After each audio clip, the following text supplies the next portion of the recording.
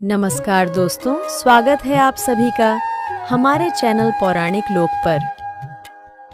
सूर्य देव का तेज है न्यारा, सप्त रंगों से जगत सवारा। जीवन का हर अंधियारा मिटाते, सच्चे भक्त का भाग्य जगाते। सूर्य देव की जय। हे सूर्य देव, आप हम सभी भक्तों पर अपनी कृपा सदा ही बनाए रखना। सभी भक्तों के घर परिवार में सुख समृद्धि का वास देना। मित्रों, हमारे सनातन धर्म में रविवार का दिन सूर्य देव को समर्पित किया गया है। ज्योतिष शास्त्र के अनुसार 9 ग्रहों में से सूर्य देव को सभी ग्रहों का राजा माना गया है। सूर्य देव की पूजा आराधना करने से कुंडली के सभी दोष दूर हो जाते हैं और साथ ही सूर्य देव का आशीर्वाद भी प्राप्त होता है। कुंडली में सूर्य यदि मजबूत अवस्था में हो तो व्यक्ति को समाज में मान सम्मान और सुख समृद्धि की प्राप्ति होती है। कहा जाता है कि जो भी भक्त रविवार के दिन सूर्य देव की पूजा आराधना करता है और उनकी इस कथा का श्रवण करता है, भगवान सूर्य देव उस व्यक्ति पर सदा ही अपनी कृपा बनाए रखते हैं। तो चलिए मित्रों, नवग्रहों के स्वामी सूर्य देव को प्रणाम करते हुए सुनते हैं रविवार के दिन सूर्य देव की पौराणिक कथा। आशा करते हैं आप कथा को पूरे सच्चे मन से श्रवण करेंगे और कथा शुरू होने से पहले सूर्य देव की जय जरूर कहे। मित्रों, प्राचीन समय की बात है। एक गांव में एक बुढ़िया रहती थी। उसके पास बहुत धन नहीं था, लेकिन वह संतुष्ट और खुशहाल जीवन जीती थी। वह नियमित रूप से प्रत्येक रविवार का व्रत किया करती थी। इसी प्रकार वह हर रविवार को व्रत करती और सुबह जल्दी उठकर स्नान आदि से निवृत्त होकर अपने घर के आंगन को गोबर से लीपकर साफ सुथरा करती थी। यह उसकी आदत थी कि वह सुबह सूर्योदय से पहले उठकर अपने घर को सजाती और भगवान सूर्य देव की आराधना करती थी। सूर्य देव की पूजा के बाद वह व्रत कथा सुनती और सूर्य देव को भोग लगाती। वह दिन में केवल एक बार भोजन करती थी और बाकी दिन पूजा पाठ में ही बिताती थी। सूर्य भगवान की अनुकंपा से बुढ़िया को किसी प्रकार की चिंता एवं किसी भी प्रकार का कोई कष्ट नहीं था एवं उसका जीवन सुखमय था। उसकी भक्ति इतनी सच्ची थी कि वह सभी प्रकार के सांसारिक दुखों से दूर थी।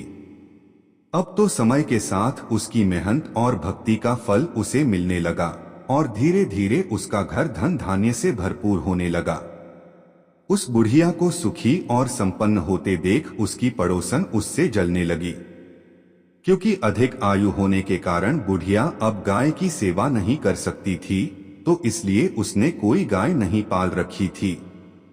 असल में बुढ़िया अपनी पड़ोसन के आंगन में बंधी गाय का गोबर घर लीपने के लिए ले आती थी, ताकि वह अपने घर को साफ सुथरा कर सके और पूजा कर सके। बुढ़िया की संपन्नता देख उसकी पड़ोसन को उससे जलन होने लगी थी। पड़ोसन को लगता था कि बुढ़िया के पास गाय तो नहीं है, फिर भी वह हर रविवार अपने आंगन को मेरी गाय का गोबर ले जाकर लीपती है, और यह बात पड़ोसन को बहुत खलती थी। एक रविवार को पड़ोसन ने अपनी गाय को घर के भीतर बांध लिया ताकि बुढ़िया को गोबर न मिले। बुढ़िया को इस बात का अंदाजा नहीं था। जब उसने देखा कि गोबर नहीं है तो वह निराश हो गई और अपने आंगन को लीप नहीं पाई। उसने उस दिन सूर्य देव की पूजा नहीं की और भोग भी नहीं लगाया। बुढ़िया पूरे दिन उपवास में रही और भूखी प्यासी सो गई। उसकी श्रद्धा और आस्था सूर्य देव के प्रति अडिग थी, लेकिन बिना पूजा के वह बहुत दुखी थी। प्रातःकाल जब सूर्योदय से पूर्व उस बुढ़िया की आंख खुली तो वह अपने घर के आंगन में सुंदर गाय और बछड़े को देखकर हैरान हो गई। गाय को आंगन में बांधकर उसने जल्दी से उसे चारा लाकर खिलाया। बुढ़िया की पड़ोसन ने उस बुढ़िया के आंगन में बंधी सुंदर गाय और बछड़े को देखा तो वह उससे और अधिक जलने लगी। तभी गाय ने सोने का गोबर किया।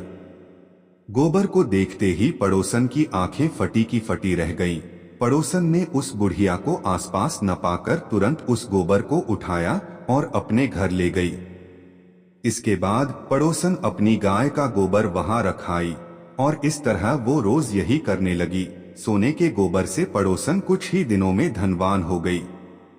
गाय प्रतिदिन सूर्योदय से पूर्व सोने का गोबर किया करती थी और बुढ़िया के उठने के पहले पड़ोसन उस गोबर को उठाकर अपने घर ले जाती थी। और बहुत दिनों तक बुढ़िया को सोने के गोबर के बारे में कुछ पता ही नहीं चला। बुढ़िया इसी तरह हर रविवार को भगवान सूर्य देव का व्रत करती रही और कथा सुनती रही। लेकिन जब एक दिन सूर्य भगवान को जब पड़ोसन की चालाकी का पता चला तो उन्होंने तेज आंधी चलाई। आंधी का प्रकोप देखकर बुढ़िया ने गाय को घर के भीतर बांध दिया। जब सुबह उठकर बुढ़िया ने सोने का गोबर देखा तो उसे बहुत आश्चर्य हुआ। उस दिन के बाद से बुढ़िया गाय को घर के भीतर बांधने लगी। सोने के गोबर से बुढ़िया कुछ ही दिन में बहुत ही अधिक धनी हो गई। उस बुढ़िया के धनी होने से पड़ोसन बुरी तरह जल भुनकर राख हो गई और उसने अपने पति को समझा बुझाकर नगर के राजा के पास भेज दिया। सुंदर गाय को देखकर राजा बहुत खुश हुआ। उसने गाय को महल में ही रखवा लिया। सुबह जब राजा ने सोने का गोबर देखा तो उसके आश्चर्य का ठिकाना न रहा। अब तो बुढ़िया सूर्य देव से अपनी गाय वापस पाने के लिए प्रार्थना करने लगी। सूर्य भगवान को भूखी प्यासी बुढ़िया को इस तरह प्रार्थना करते देख उस पर बहुत करुणा और दया आई। उसी रात सूर्य भगवान ने राजा को स्वप्न में कहा, राजन, बुढ़िया की गाय व बछड़ा तुरंत लौटा दो, नहीं तो तुम पर विपत्तियों का पहाड़ टूट पड़ेगा, तुम्हारा महल नष्ट हो जाएगा। सूर्य भगवान के स्वप्न से बुरी तरह भयभीत राजा ने प्रातः उठते ही गाय और बछड़ा बुढ़िया को लौटा दिया। साथ ही राजा ने बहुत सा धन देकर बुढ़िया से अपनी गलती के लिए क्षमा मांगी। राजा ने पड़ोसन और उसके पति को उनकी इस दुष्टता के लिए दंड दिया। फिर राजा ने पूरे राज्य में घोषणा कराई कि सभी स्त्री पुरुष रविवार का व्रत किया करें। रविवार का व्रत करने से सभी लोगों के घर धन धान्य से भर गए। राजनगर में चारों ओर खुशहाली छा गई। स्त्री पुरुष सुखी जीवन यापन करने लगे तथा सभी लोगों के शारीरिक कष्ट भी दूर हो गए। मित्रों, पहली कथा समाप्त हुई। बोलिए सूर्य भगवान की जय। जय जय सूर्य देव। अब सुनते हैं सूर्य देव की दूसरी कथा। प्राचीन समय की बात है। संतपुरा नगर में एक निर्धन ब्राह्मण रहता था। वह सूर्य देव का अनन्य भक्त था। ब्राह्मण संसार के सुख दुख से परे केवल सूर्य देव की आराधना में लीन रहता था। वह हर रोज सुबह सबसे पहले नहाता और सूर्य भगवान की पूजा करता था। उसके बाद अन्य काम किया करता था। उसकी भक्ति इतनी गहरी थी कि उसकी सुबह की पहली किरण और शाम की अंतिम पूजा सूर्य भगवान को समर्पित होती थी। लेकिन भक्ति के इस मार्ग ने उसे संसार के कठोर सत्य गरीबी से दूर नहीं किया। उसकी झोपड़ी टूटी फूटी थी और पेट भरने के लिए घर में एक समय का भोजन भी नहीं हो पाता था। उसकी पत्नी रोज उसे ताने देती, दिन भर पूजा करते हो लेकिन घर में चूल्हा जलाने को अन्न तक नहीं होता है। भला कहीं भक्ति से पेट भरता है तो क्या ही बात होती। ब्राह्मण हर रोज अपनी पत्नी की बातें सुनता लेकिन अपनी भक्ति से डिगता नहीं था। पड़ोसी भी उसे निकम्मा कहकर अपमानित करते थे। कोई कहता, सारा दिन इधर उधर घूमता है, जैसे कोई बड़ा तपस्वी हो। इन तानों और उपेक्षा ने उसके मन को गहराई तक आहत कर दिया।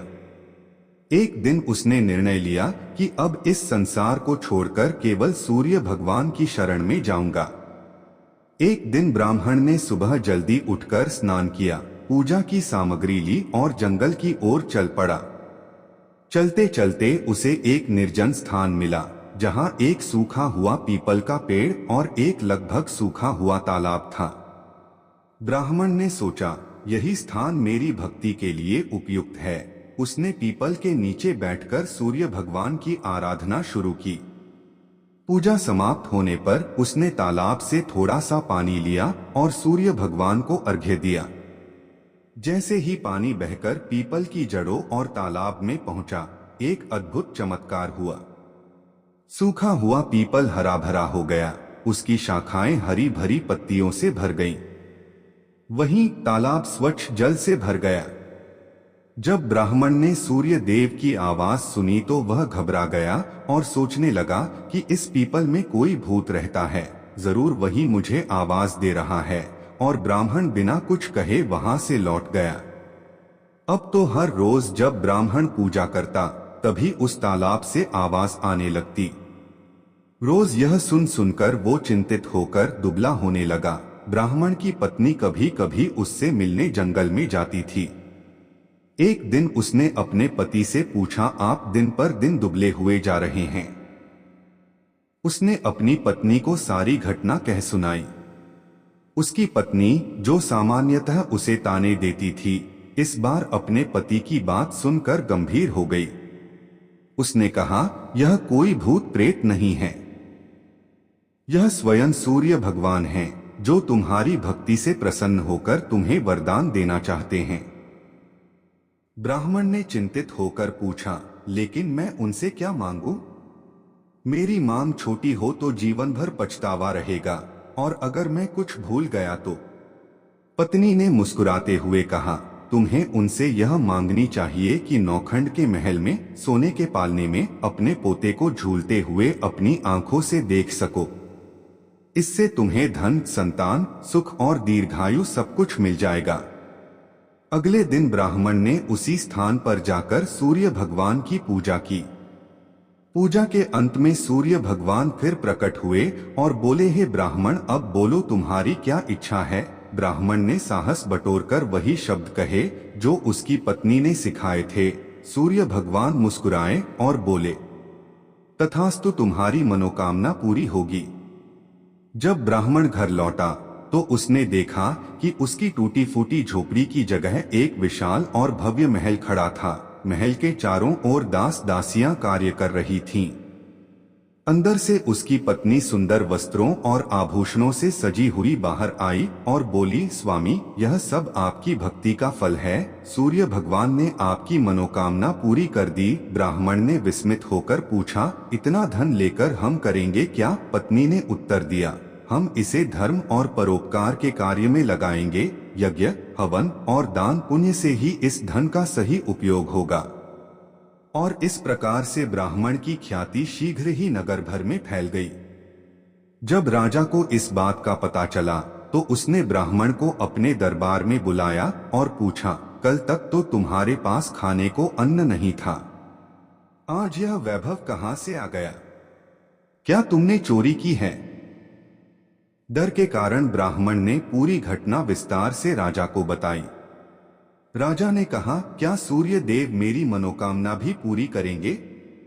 मेरे पास सब कुछ है, परंतु संतान सुख से वंचित हूं। ब्राह्मण ने राजा को सूर्य भगवान की आराधना की विधि बताई और राजा ने पूरे नियम और श्रद्धा से सूर्य भगवान की पूजा की। कुछ ही समय बाद सूर्य भगवान ने राजा को एक तेजस्वी पुत्र का आशीर्वाद दिया और इस प्रकार से सभी लोग सुखपूर्वक जीवन व्यतीत करने लगे।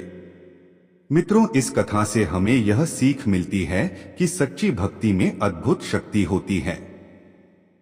भक्ति का मार्ग कठिन अवश्य है, परंतु यदि श्रद्धा और समर्पण सच्चा हो तो ईश्वर की कृपा से असंभव भी संभव हो सकता है। ब्राह्मण की निष्ठा और विश्वास ने न केवल उसे सुख समृद्धि प्रदान की, बल्कि संसार को यह संदेश भी दिया कि धर्म और परोपकार से ही सच्चा जीवन संभव है। कथा समाप्त हुई। बोलिए मित्रों, सूर्य नारायण भगवान की जय। अब सुनते हैं अंतिम कथा। एक समय की बात है जब सूर्य नारायण भगवान अपनी पत्नी रानी संज्ञा के साथ सुखमय जीवन बिता रहे थे। एक दिन रानी संज्ञा के मायके से संदेश आया कि उन्हें अपने पीहर आकर कुछ समय बिताना चाहिए। रानी संज्ञा का मायके जाने का मन नहीं था, लेकिन सूर्य भगवान ने उन्हें समझाया और आग्रह किया कि वह मायके जाएं। उन्होंने वादा किया कि वह उनके लिए बहुत सारी सुंदर और उपयोगी वस्तुएं भेजेंगे और इस तरह से रानी संज्ञा मायके चली गईं। कुछ समय बाद सूर्य भगवान ने उनके लिए कई वस्तुएं भेजी, जिनमें चौपड़, पासा, पचेटा, आती डोरा और मिठाइयां थीं।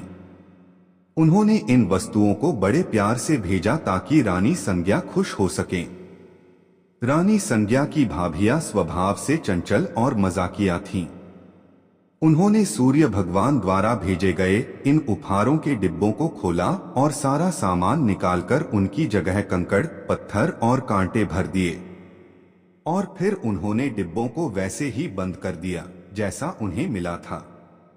जब रानी संज्ञा ने इन डिब्बों को खोला और उनमें से सामान निकालने के लिए हाथ डाला तो उनके हाथ में कांटे चुभ गए।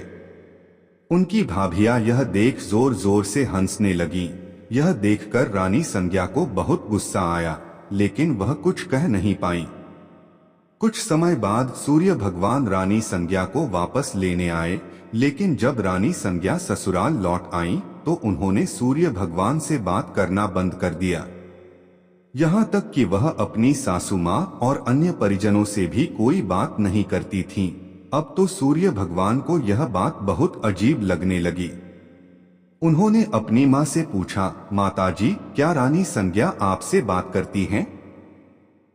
उनकी माँ ने कहा, नहीं बेटा, जब से वह मायके से लौटी हैं, उन्होंने किसी से बात नहीं की। सूर्य भगवान को यह चिंता का विषय लगा। उन्होंने अपनी माँ से कहा, आज आप उनसे कहिए कि घर में साल यानी चावल की बोरी रखी है, उससे चावल निकालें, लेकिन ध्यान रखें कि एक भी चावल टूटना नहीं चाहिए। जब रानी संज्ञा को यह काम बताया गया तो वह और अधिक दुखी हो गई और उन्होंने अकेले में बैठकर रोना शुरू कर दिया। फिर वह छत पर गईं और चिड़ियों को पुकारने लगी। उन्होंने चिड़ियों से कहा, मैंने हमेशा तुम्हें दाना डाला है, अब मेरी मदद करो और इन चावलों को छील दो। चिड़ियों ने उनकी पुकार सुनी और सभी चावल छीलकर उड़ गईं। सायंकाल में सूर्य भगवान ने अपनी माँ से फिर पूछा, माताजी, रानी संज्ञा ने कुछ कहा? माँ ने जवाब दिया, नहीं बेटा, वह कुछ नहीं बोली। सूर्य भगवान ने कहा, अब आप उनसे कहिए कि 108 छेद वाली मटकियों में पानी भरें। जब रानी संज्ञा को यह काम बताया गया तो वह तालाब के पास जाकर बैठ गईं और वहीं रोने लगीं। उनकी हालत देखकर मेंढकियां उनके पास आईं और पूछा, आप क्यों रो रही हैं? रानी संज्ञा ने कहा, मेरी सासू माँ ने 108 छेद वाली मटकियों में पानी भरने को कहा है, बताओ इनमें पानी कैसे टिकेगा? मेंढकियों ने कहा, आप चिंता मत करो, हम छेदों पर चिपक जाएंगी, फिर आप आराम से मटकियां भर लेना। यह सुनकर रानी संज्ञा को थोड़ा सुकून मिला। मेंढकियों ने अपनी बात रखी और रानी संज्ञा ने आसानी से मटकियों को पानी से भर दिया। उस दिन भी सूर्य भगवान ने अपनी माँ से पूछा, माताजी, रानी संज्ञा ने कुछ कहा? माँ ने जवाब दिया, नहीं बेटा, वह अभी भी चुप हैं। सूर्य भगवान ने कहा, अब आप उनसे कहिए कि बाग में उनकी मासी जी आई हैं, उनसे मिलने जाएं। और उनसे यह भी कहिए कि जिस तरफ धागे बिखरे हैं उस तरफ जाएं। अगले दिन सूर्य भगवान एक महिला का रूप धारण करके बाग में बैठ गए। उन्होंने घूंघट डाल रखा था और धीरे धीरे रोने लगे। जब रानी संज्ञा वहां आई तो उन्होंने उस महिला को रोते देखा तो रानी संज्ञा ने पूछा, तुम क्यों रो रही हो? क्या कोई मुसीबत है? सूर्य भगवान महिला के स्वर में बोले, आपकी मुसीबत के सामने मेरी मुसीबत कुछ नहीं है। यह सुनकर रानी संज्ञा फूट फूट कर रोने लगी। उन्होंने कहा, मैं अपने मायके नहीं जाना चाहती थी, फिर भी उन्होंने मुझे जबरदस्ती भेज दिया। वादा किया था कि अच्छी अच्छी वस्तुएं भेजेंगे, लेकिन उन्होंने डिब्बों में कंकड़, पत्थर और कांटे भेज दिए। जब मैंने डिब्बे खोले तो मेरे हाथ कांटों से घायल हो गए। वापस आने पर उन्होंने साल में से चावल निकालने को कहा और एक भी चावल टूटने नहीं चाहिए। फिर उन्होंने 108 छेद वाली मटकियों में पानी भरने का आदेश दिया। यह कहते कहते रानी संज्ञा की आंखों से आंसू बहने लगे। रानी संज्ञा की बात सुनकर सूर्य भगवान ने उनका हाथ पकड़ लिया और अपने असली रूप में आ गए। उन्होंने कहा, रानी संज्ञा, चुप हो जाओ, मैंने तुम्हारे लिए चौपड़, पासा, मिठाई और सुंदर वस्तुएं भेजी थीं। यह सब तुम्हारी भाभियों का मजाक था, मेरी कोई गलती नहीं थी। अगर तुमने यह बात पहले ही बता दी होती तो तुम्हें इतनी मुसीबत नहीं झेलनी पड़ती। सूर्य भगवान की बात सुनकर रानी संज्ञा को राहत मिली और उन्होंने सूर्य भगवान को क्षमा कर दिया और सूर्य देव रानी संज्ञा के साथ खुशी खुशी रहने लगे। मित्रों, यह कथा हमें यह सिखाती है कि धैर्य और सहनशीलता हर परिस्थिति में हमारा साथ देते हैं। इस कथा में प्रकृति के जीव जंतुओं जैसे चिड़ियों और मेंढकियों ने रानी संज्ञा की मदद की, जिससे यह संदेश मिलता है कि जब हम दूसरों के लिए अच्छे काम करते हैं तो संकट के समय वे भी हमारी मदद करते हैं।